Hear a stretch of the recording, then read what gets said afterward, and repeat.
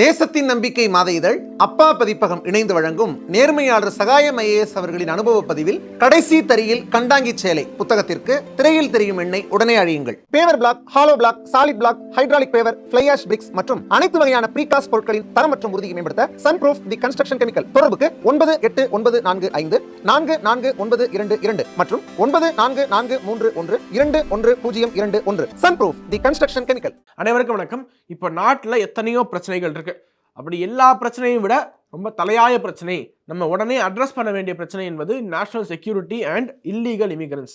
அதாவது சட்டவிரோதமாக இந்த நாட்டில் நுழையக்கூடிய ஊடுருவல்காரர்கள். இவங்க தான் இந்த நாட்டுக்கு மிகப்பெரிய அச்சுறுத்தலாக இருக்காங்க. மூலை முடுக்கெல்லாம் போய் பதுங்கி இருந்து நிறைய ஆபத்தான வேலைகளை, இந்த நாட்டிற்கு எதிரான வேலைகளை செஞ்சுக்கிட்டு இருக்காங்க. கொலை கொள்ளை போன்ற சம்பவங்கள் ஈடுபடுறாங்க என்று நம்ம சொல்லும் போதெல்லாம், இல்லப்பா அவங்களாம் அப்படி பண்ணவே மாட்டாங்கப்பா, அவங்களே எவ்வளவு நல்லவங்க தெரியுமா, வெளிநாட்டிலேருந்து அவங்க வாழ வழி இல்லாம அடுத்து துரத்தப்பட்டு இந்த நாட்டில் தப்பித்தோம் பிழைத்தோம் என்று வராங்க, அவங்கள போய் இப்படி தப்பா பேசுறியே நியாயமா அப்படின்னு நம்மளே கேள்வி கேட்பாங்க. அவங்க என்ன பண்றாங்க என்பதற்கு ஒரு சின்ன உதாரணம் சொல்றேன்.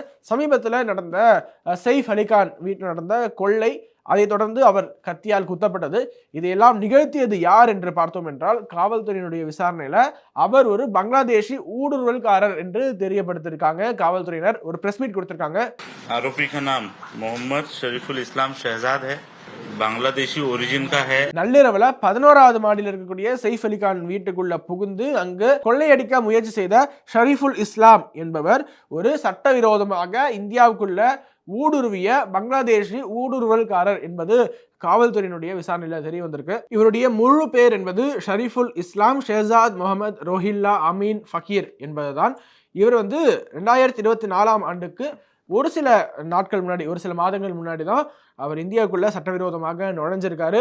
நுழைஞ்சதோடு மட்டும் இல்லாம அவருடைய பேரை மாத்திருக்காரு. இங்க விஜய் தாஸ், பெங்காலி பாஷையில சொல்லலாம் பிஜாய் தாஸ் என்று அவருடைய பெயரை மாத்திருக்காரு. ஆரம்பத்துல இவர் வெஸ்ட் பெங்கால்ல தான் செட்டில் ஆகிறதுக்கு முயற்சி செஞ்சாரு. ஆனா அங்க அந்த அளவுக்கு எம்ப்ளாய்மெண்ட் ஆப்பர்ச்சுனிட்டி இல்லை, இவருக்கு வேலை கிடைக்கல என்பதற்காக நாட்டுல பிற பகுதியில் போய் நம்ம ட்ரை பண்ணுவோம், இந்தியாவில் இன்னும் நிறைய இடம் இருக்கு இல்லையா, இது அவர் நாடு மாதிரி மற்ற இடத்துல போய் ட்ரை பண்ணுவோம் அப்படின்னு இங்க வந்திருக்காரு. அதுவும் நாட்டில் மற்ற பகுதிகளில் இவங்களுக்கு இருக்கக்கூடிய கனெக்ஷன் தான் ரொம்ப ஆச்சரியமூட்ட வைக்குது. என்னன்னா ஜிதேந்திரா பாண்டே என்பவரோட ஒரு கனெக்ஷன் ஏற்படுது. அதுவும் ஒரு ஏஜென்ட் மூலமாக.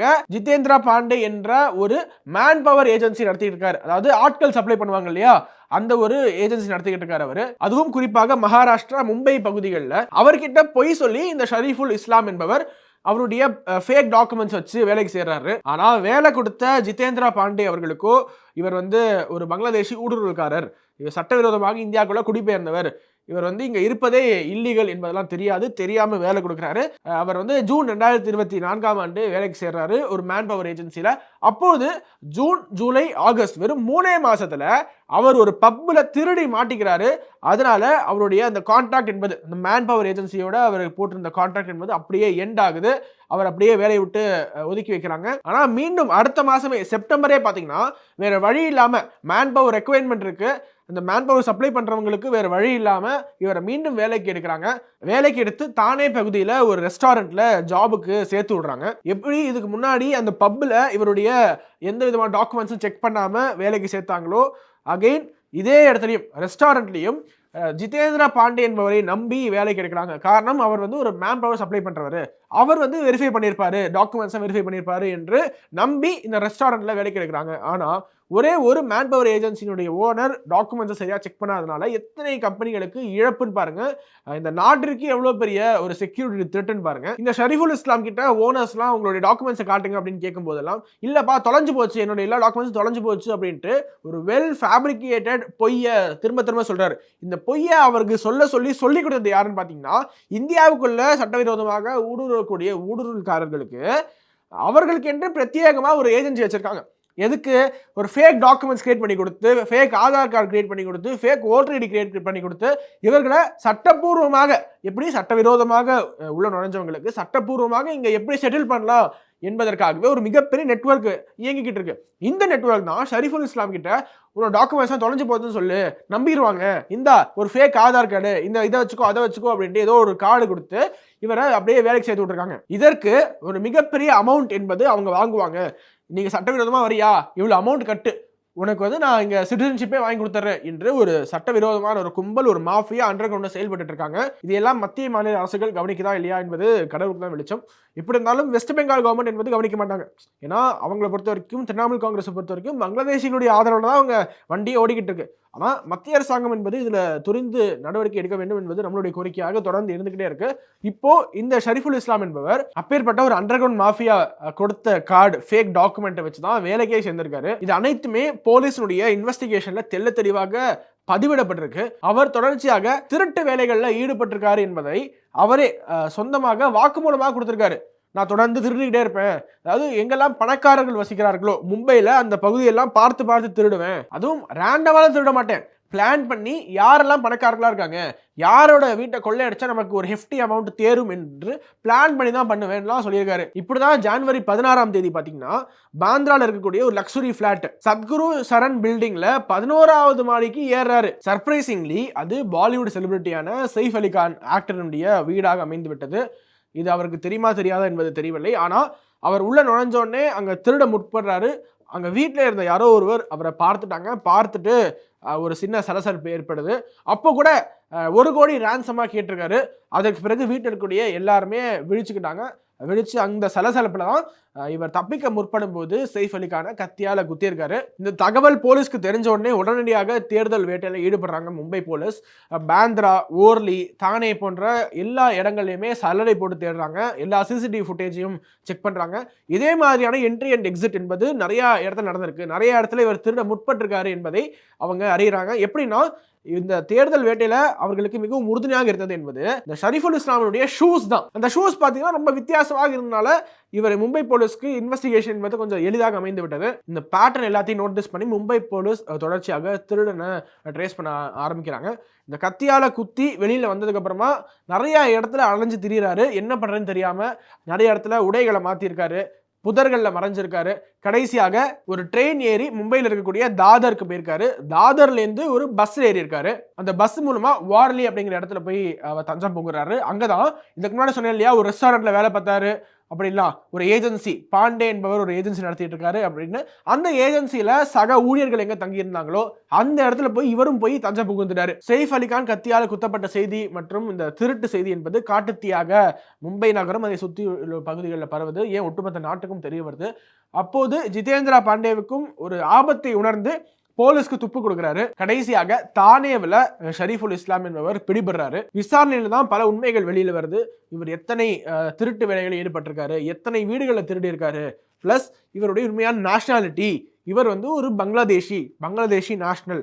அவருடைய பர்த் சர்டிபிகேட்ல இருந்து அவருடைய நாடான பங்களாதேஷ்ல இவருக்கு இருக்கிற கான்டாக்ட்ஸ், உறவினர்களுடைய கான்டாக்ட்ஸ் என்று எல்லாத்தையுமே ட்ராக் பண்றாங்க போலீஸ். அதோடு இந்தியாவுக்குள்ள சட்டவிரோதமாக ஊடுருவக்கூடியவர்களுக்கு யாரெல்லாம் உதவி செய்யறா, இந்த அண்டர் கிரவுண்ட் மாஃபியா யாரு என்பதையும் இவர் மூலமாக ஒரு லீடாக அவங்களுக்கு துப்பு கிடைக்குது. அதிலையும் இப்பொழுது விசாரணை என்பது மேற்கொள்ளப்பட்டிருக்கு. ஏன்னா நேஷனல் செக்யூரிட்டி இல்லையா, இதை ரொம்ப துரிதமாக விசாரிச்சுட்டு இருக்காங்க. மும்பை போலீஸ் மட்டும் கிடையாது, இன்னும் மற்ற விசாரணை அமைப்புகளும் இந்த விஷயத்தை ரொம்ப சிறமேற்கொண்டு எடுத்து ரொம்ப டாப் ப்ரையாரிட்டியா இதை விசாரிச்சுக்கிட்டு இருக்காங்க. ஷரீஃபுல் மேல இப்ப பல பிரிவுகள் கீழே வழக்கு பதிவு செய்யப்பட்டிருக்கு. Including armed robbery and attempts to cause grievous harm, BNS section 311, 312 and 331. இதை தவிர இவர் சட்டவிரோதமாக இந்த நாட்டுக்குள்ள குடிபெயர்ந்ததுனால ஃபாரினர்ஸ் ஆக்ட் கீழையும் இவர் மேல வழக்கு என்பது பதிவு செய்யப்பட்டிருக்கு. இவருடைய கைது என்பது வெறும் டிப் ஆஃப் த ஐஸ்பர்க் மட்டும்தான். ஏன்னா நாட்டில் எண்ணற்ற ஃபாரின் நேஷனல்ஸ் இருக்காங்க. 2016 பாராளுமன்றத்தில் அரசாங்கம் அஃபீஷியலாக தாக்கல் பண்ண டேட்டாவிலேயே 2 கோடி இல்லீகல் பங்களாதேஷி இமிகிரன்ஸ் என்பது இந்தியாவில் வாழ்ந்துகிட்டு இருக்காங்க என்பதை அவங்க அதிகாரப்பூர்வமாக அறிவிச்சிருக்காங்க. 2 கோடி என்பது சாதாரணமாக கிடையாது. தமிழ்நாட்டுடைய பாப்புலேஷன்ல 27%. அதாவது கற்பனை பண்ணி பாருங்க, தமிழ்நாட்டுடைய பாப்புலேஷன் என்பது இப்போது கிட்டத்தட்ட ஒரு 8 கோடி பாப்புலேஷன் இருக்கும். அதுல 2 கோடி மக்கள் என்பது பங்களாதேஷி இல்லீகல் இமிகிரன்ஸ். நாட்டிலேயே, அதாவது தமிழ்நாட்டு மட்டும் இல்லை, நாடு முழுக்க பரவி இருக்காங்க. கவர்மெண்ட் டேட்டா படி 20 மில்லியன், அதாவது 2 கோடி என்பது நாடு முழுக்க இருக்கக்கூடிய பங்களாதேஷி இல்லீகல் இமிகிரன்ஸ் என்றால் அதில் எத்தனை நபர்களுக்கு passport, ration card, voter ID வழங்கப்பட்டிருக்கும், ஆதார் கார்டு எத்தனை பேர் எடுத்திருப்பாங்க. ஏன்னா அதற்கென்றே ஒரு மிகப்பெரிய கும்பல் இங்கே வேலை செஞ்சுட்டு இருக்கு. ஃபேக் டாக்குமெண்ட்ஸ் எடுத்து கொடுத்து அவர்களை எப்படியாவது இங்க ஓட்டர்ஸா மாற்றணும் என்று ஒரு அண்டர் கிரவுண்ட் மாஃபியா வேலை செஞ்சுக்கிட்டு இருக்கு. நிறைய நபர்களுக்கு ஃபேக் டாக்குமெண்ட்ஸ் கொடுத்து அவர்களை இங்கு சிட்டிசனாக மாற்றுவதற்கு சதி நடந்திருக்கு என்பது நிறைய இடத்துல ஃபேக் டாக்குமெண்ட்ஸை பறிமுதல் செஞ்சிருக்காங்க போலீஸ். அங்கங்க உதாரணத்துக்கு தமிழ்நாடு, கர்நாடகா, மகாராஷ்டிரா, டெல்லி, வெஸ்ட் பெங்கால் என்று இவங்க இல்லாத இடமே கிடையாது, இவங்க பிடிபடாத இடமே கிடையாது என்றுதான் சொல்லணும். we are sitting on a ticking time bomb அப்படிதான் சொல்லணும். ஏன்னா வரக்கூடியவர்கள் இது அப்பாவிகள் என்று சித்தரிக்கிறீங்க இல்லையா, அப்பாவிகள் கிடையாது. இங்க வரக்கூடியவர்கள் அதிகமாக கொலை கொள்ளை போன்ற சம்பவங்களில் ஈடுபடுறாங்க. இங்க வரக்கூடியவர்கள் இந்த தேசத்திற்கே மிகப்பெரிய அச்சுறுத்தலாக இருக்காங்க. இன்னைக்கு தானேவில், வார்லியில, மும்பையில ஏதோ ஒரு அடுக்குமாடி குடியிருப்புல 11வது மாடியில பாலிவுட் செலிபிரிட்டிக்கு நடந்தது. நாளைக்கு உங்களுக்கு நடக்காது என்பதற்கு என்ன கேரண்டி? ஏன்னா என்சிஆர்பி டேட்டாவின்படி அதிகமாக இங்கு குற்ற சம்பவங்களில் ஈடுபடக்கூடிய ஃபாரின் நேஷனல்ஸ்ல டாப்ல இருக்கிறது பங்களாதேஷிஸ். இதெல்லாம் நம்மளுடைய கண்ணு முன்னாடி நடந்துகிட்டு இருக்கு. கோயம்பேட்ல ஏதோ ஒரு சாதாரண கூலி வேலை செஞ்சுட்டு இருக்காரு, இஸ்திரி போட்டுட்டு இருக்காரு, கட்டடம் கட்டிட்டு இருக்காரு. இது போன்ற தொழிலாளர்கள் மத்தியில யாரு பிடிபட்டிருக்கான்னு பாத்தீங்கன்னா பங்களாதேஷ் தீவிரவாதி ஒருத்தர் பிடிபட்டிருக்காரு. Jamaatul Mujahideen Bangladesh terrorist arrested from Chennai 35-year-old Asadullah Sheikh alias Raja. அதாவது அசதுல்லா ஷேக் அலியஸ் ராஜாவா பேர் மாத்திடுவாங்க. எப்படி ஷரீஃபுல் இஸ்லாம்லேருந்து இங்க விஜய் தாஸ் என்று மாத்தினாங்களோ, அங்கேருந்து பங்களாதேஷ் தீவிரவாதி இங்க வரும்போது ராஜா என்று பெயர் மாத்திக்கிறது. அப்படியே ஃபேக் டாக்குமெண்ட்ஸ் யூஸ் பண்ணி இங்க வேலைக்கு சேர வேண்டியது. ஆனா வேலைக்கு எடுக்கக்கூடியவர்கள் தயவு செஞ்சு இது இன்னும் அன்ஆர்கனைஸ்ட் செக்டாருக்கு எடுக்கிறீங்கன்னா அவருடைய ஒழுங்கா passport, driving licence, Aadhaar card, ration card எல்லாத்தையும் வெரிஃபை பண்ணிட்டு வேலைக்கு எடுங்க என்பது நம்மளுடைய கோரிக்கையாக இருக்கு. ஏன்னா இது நேஷனல் செக்யூரிட்டி சம்பந்தப்பட்டது. இந்த நேஷனல் செக்யூரிட்டி சம்பந்தப்பட்ட கன்சர்னை நான் மட்டும் பேசுன பத்தாது, நீங்க அதிகமான நபர்களுக்கு பகிர வேண்டும். நீங்கள் இதை பத்தி பேச தொடங்கணும். கவர்மெண்ட்டுக்கு ஒரு ப்ரெஷர் கொடுக்கணும். அது மட்டும் இல்லாம கவர்மெண்ட் இதுல துரிந்து நடவடிக்கை எடுக்க வேண்டும் என்று நம்மளுடைய கோரிக்கையாக இருந்தாலுமே ஒரு வருஷம் முன்னாடி, 1.5 வருஷம் முன்னாடி பாத்தீங்கன்னா பங்களாதேஷ்ல இருக்கக்கூடிய ஒரு யூடியூபர் ஒரு வீடியோ ஒன்று போடுறாரு. இது என்ன வீடியோ அப்படின்னா, இந்தியாவுக்குள்ள எப்படி நுழைய வேண்டும் சட்டவிரோதமாக அப்படின்னு லைவ் டெமோ பண்ணி காட்டுறாரு. அது 1 மில்லியன் வியூஸ் போகுது. 1 மில்லியன் வியூஸ் போகுது. அவங்க வந்து எப்படி இந்தியாவுக்குள்ள சட்டவிரோதமாக எப்படி ஒரு குகைக்குள்ள போகிறணும், அதுக்கப்புறமா எந்த வழியா இந்தியாவுக்குள்ள வரணும் என்பதை ஒரு வீடியோ பிடிச்சி போட்டு காட்டியிருக்காங்க.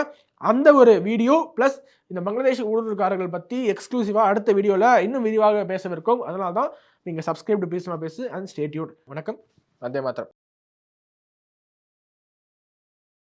அஸ்வினி நட்சத்திரக்காரர்கள் ஒரு வீட்ல இருக்காங்கன்னா என்ன மாதிரி பொம்மைகள் வைக்கலாம்? பொதுவாக அஸ்வினி நட்சத்திரம் சொல்லிட்டாலே இந்த மாதிரி ஆன்மீகம் மற்றும் ஜோதிடம் சார்ந்த இன்னும் பல வீடியோக்கள் பார்க்கணுமா? மறக்காம திருவருள் டிவிக்கு சப்ஸ்கிரைப் பண்ணுங்க. திருவருள் டிவியுடைய சேனல் லிங்க் இந்த வீடியோடைய டிஸ்கிரிப்ஷன்ல இருக்கு.